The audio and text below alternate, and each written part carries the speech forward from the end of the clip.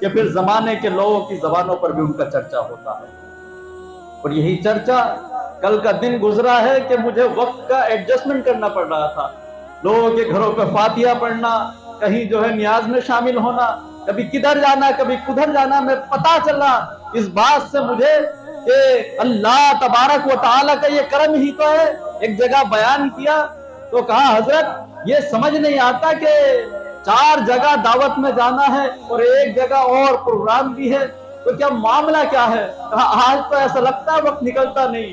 تو من کے یہی تو دلیل ہے مقبولیت کی، مقبول ہونے کی سب سے بڑی یہ دلیل ہے کہ اللہ تبارک و تعالی کسی کو اپنی بارگاہ میں جب مقبول کر لیتا ہے اور اس کو قبولیت کے درجے عطا فرما دیتا ہے تو پھر زمانے والوں کی زبانوں پر اس کا چرچا ہوا کرتا ہے۔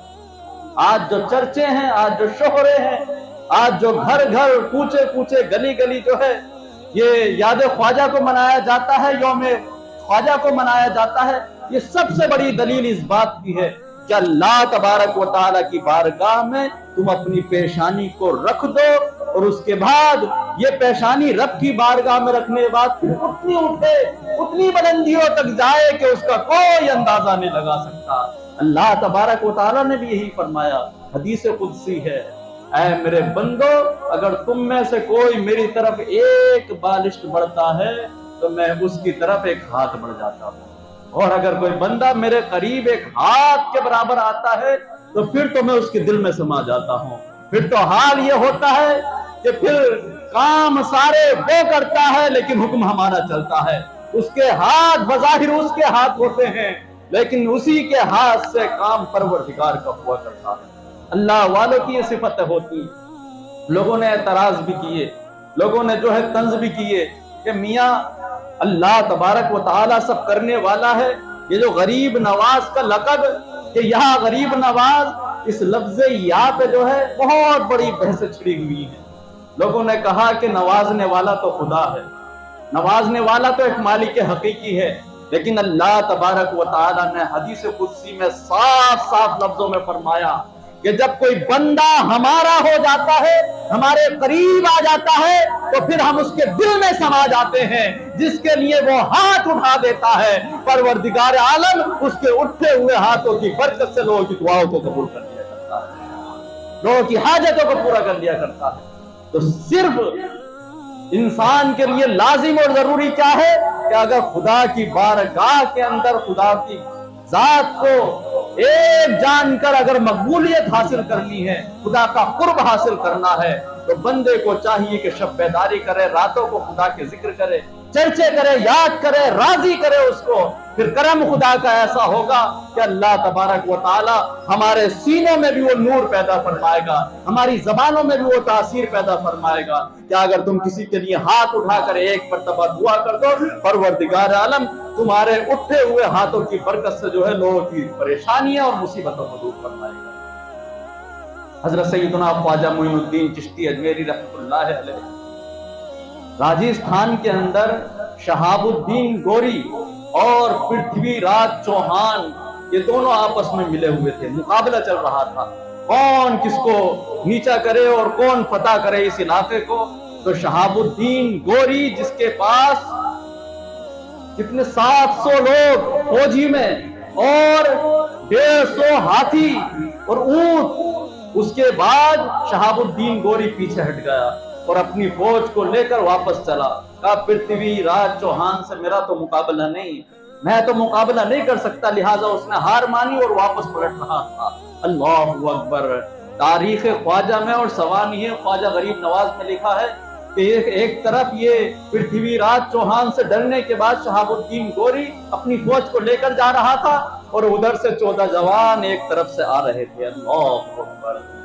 ایک تاریخ کے مطابق، ایک روایت کے مطابق 40 لوگوں کے ساتھ غریب نواز ہندوستان تشریف لائے تھے، اور ایک روایت کے مطابق 12 یا 13 لوگ۔ تو پھر شہاب الدین گوری نے جب یہ دیکھا کہ یہ 12 یا 13 لوگ کہاں سے آتے ہیں، کہا کون ہیں یہ لوگ، بیابان جنگل میں ریگستانی علاقہ، تو کہا کہ جاؤ ذرا ان سے پوچھو یہ کون لوگ ہیں، کس مقصد سے یہاں آتے ہیں۔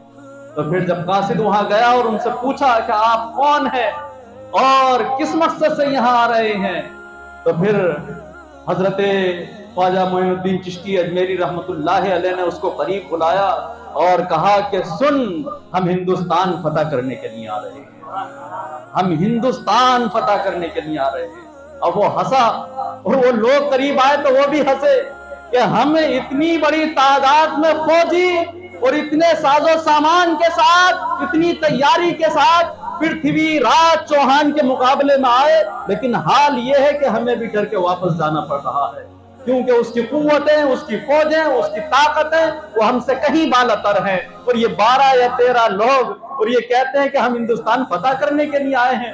وہ ہنسے اور انہوں نے مذاق بھی اڑایا۔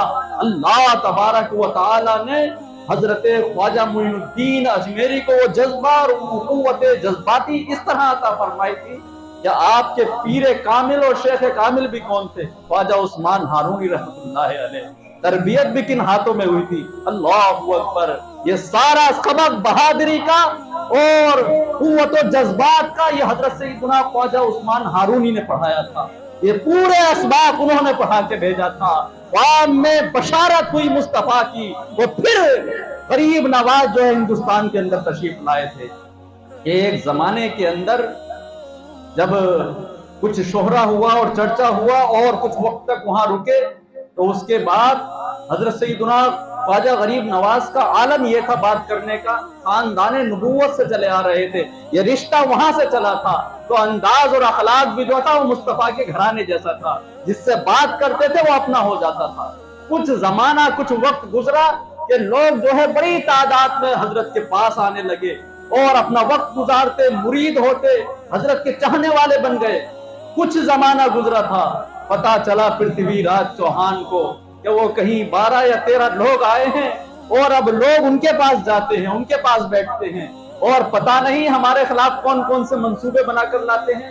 اور لوگ اگر ان سے کچھ پوچھتے ہیں کہ کس مقصد سے آئے ہو، تو وہ کہتے ہیں کہ ہم ہندوستان فتح کرنے کے لیے آئے ہیں۔ اب یہ بات تو اس کو بڑی کھانے لگی۔ ایک علاقہ اس کے بغیر کسی کی اجازت نہیں کہ وہ قدم بھی رکھے، حکومت تو بہت بڑی بات۔ اللہ تبارک و تعالی نے غریب نواز کو یہ دولت عطا فرمائی۔ کام لینا تھا خدا کو کہ اللہ تبارک و تعالی نے جذبہ فکر اور جوش اور قوت اور طاقت اور بہادری کا وہ مادہ علی شیر خدا سے منتقل ہوتا ہوا غریب نواز میں آیا تھا۔ اللہ اکبر! پرتھوی راج چوہان نے غور و فکر کی، تفکر کیا، مشورہ کیا، مجمع لگایا گیا، اور اس کے بعد تمام وزراء کو داخل کیا، مشورہ کیا کہ ان کے ساتھ کیسے نپٹا جائے۔ تو کہا، ایک وزیر نے جواب دیا کہ یہ کوئی بابا لگتا ہے، اور بابا کا معاملہ ایسا ہے کہ اللہ جانے، ان کا خدا جانے کہ یہ کیا معاملہ ہے، ان کی حقیقتیں ہم نہیں سمجھ سکتے۔ کہا یہ اس لائن کا بابا لائن کا شخص ہے، لہٰذا ہماری لائن کے جو بابا ہیں وہی اس سے مقابلہ کر سکتے ہیں، کہیں ایسا نہ ہو ہمیں نقصان ہو جائے۔ اس زمانے کے اندر اس پرتھوی راج چوہان کی نظر میں جو سب سے قابل اور معیاری بابا اور پنڈت تھا وہ رام دیو نامی تھا۔